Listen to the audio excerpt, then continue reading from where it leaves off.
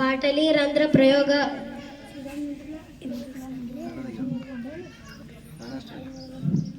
ಒಂದು ಖಾಲಿ ಪ್ಲಾಸ್ಟಿಕ್ ಬಾಟಲಿ, ನೀರನ್ನು ತುಂಬಲು ಪಾತ್ರೆ ಅಥವಾ ಬಾಟಲಿ ತುಂಬಲು ನೀರು, ರಂಧ್ರ ಮಾಡಲು ಸೂಜಿ ಅಥವಾ ಸಣ್ಣ ಮೊಳೆ, ಟಿಪ್ ಟೇಪ್ ಅಥವಾ ಅಂಟಿನ ಪಟ್ಟಿ.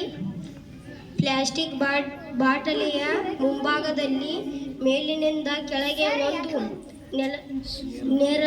ನೇರದಲ್ಲಿ 3 ಅಥವಾ 4 ಸಣ್ಣ ರಂಧ್ರಗಳನ್ನು ಮಾಡಿ, ಪ್ರಾರಂಭದಲ್ಲಿ ರಂಧ್ರಗಳನ್ನು ಟೇಪ್ ಬಳಸಿ ಮುಚ್ಚಿ. ಈಗ ಬಾಟಲಿಗೆ ಸಂಪೂರ್ಣವಾಗಿ ನೀರು ತುಂಬಿ ಬಾಗಿಲನ್ನು ಗಟ್ಟಿಯಾಗಿ ಮುಚ್ಚಿ, ನಂತರ ಟೇಪನ್ನು ತೆಗೆದು ಗಮನಿಸಿ. ಬಾಟಲಿಯ ಮೇಲಿನ ರಂಧ್ರದಿಂದ ನೀರು ಹತ್ತಿರಕ್ಕೆ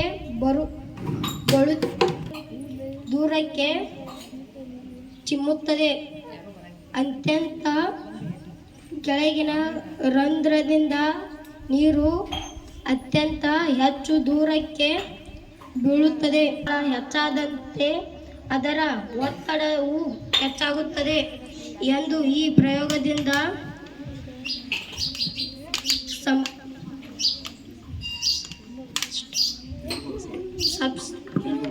ತಿಳಿದು ಬರುತ್ತದೆ. ಕೆಳಗಿನ ರಂಧ್ರದ ಮೇಲಿರುವ ನೀರಿನ ತೂಕ ಹೆಚ್ಚು ಇರುವುದರಿಂದ ಅಲ್ಲಿ ಒತ್ತಡ ಅಧಿಕವಾಗಿರುತ್ತದೆ.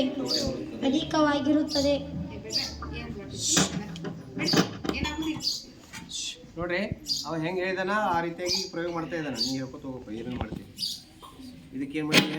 ಒಂದು ಪ್ಲಾಸ್ಟಿಕ್ ಬಾಟಿಯನ್ನು ತೆಗೆದುಕೊಂಡು ಆ ಪ್ಲಾಸ್ಟಿಕ್ ಬಾಟಿಗೆ 3 ರಂಧ್ರಗಳನ್ನು ಮಾಡುತ್ತೇನೆ. ಮಾಡಿದೆಯಾ? ನೆಕ್ಸ್ಟ್ ಈಗ ಏನು ಮಾಡ್ತೀವಿ ಅದನ್ನ ಹೇಳ್ಕೊತ. ಆ ಪ್ಲಾಸ್ಟಿಕ್ ಬಾಟಿಯಲ್ಲಿ ನೀರು ತುಂಬುತ್ತೇನೆ.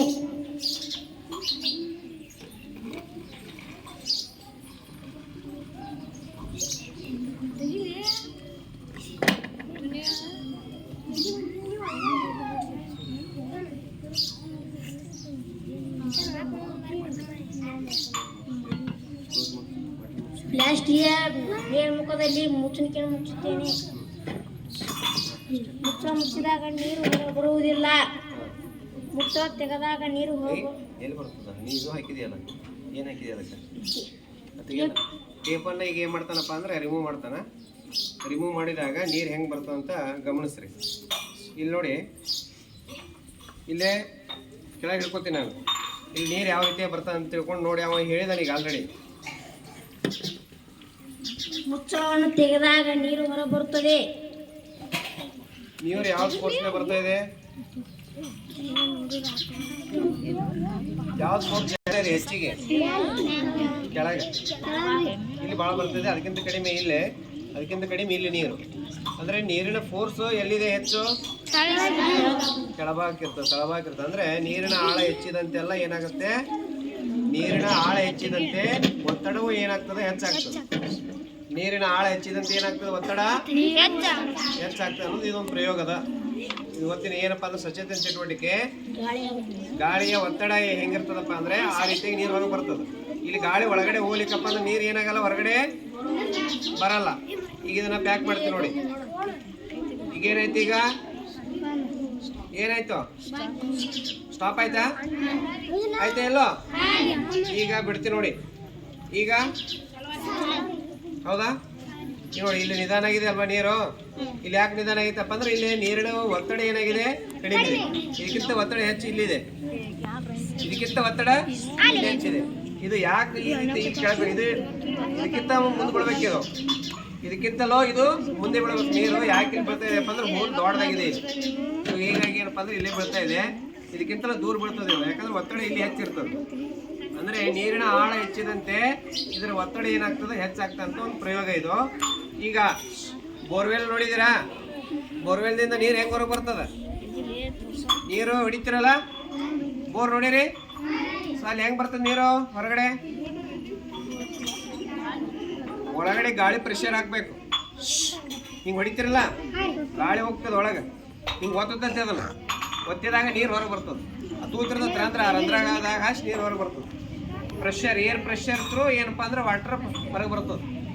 ಈ ರೀತಿ ಅದೇ ರೀತಿಯಾಗಿ ಇದು ಸಹಿತ ಆ ಪ್ರಯೋಗನ ಹೇಳ್ತದ. ಜೊತೆಗೆ ಏನಪ್ಪಾ ಅಂದ್ರೆ ನೀರಿನ ಆಳ ಹೆಚ್ಚಿದಂತೆ ನೀರಿನ ಒತ್ತಡ ಏನಾಗ್ತದೆ, ಹೆಚ್ಚಾಗ್ತದ ಕಡಿಮೆ ಆಗ್ತದ. ನೀರಿನ ಆಳ ಹೆಚ್ಚಾದಂತೆ ನೀರಿನ ಒತ್ತಡ ಏನಾಗ್ತದ, ಹೆಚ್ಚಾಗ್ತದ. ಈಗ ನೀವು ನಿಂತ್ಕೊಡ್ರಿ, ನೀಟಾಗಿ ನಿಂತ್ಕೊಡ್ರಿ, ಎಲ್ಲರೂ ನೀಟಾಗಿ ನಿಂತ್ಕೊಳ್ಳಿ.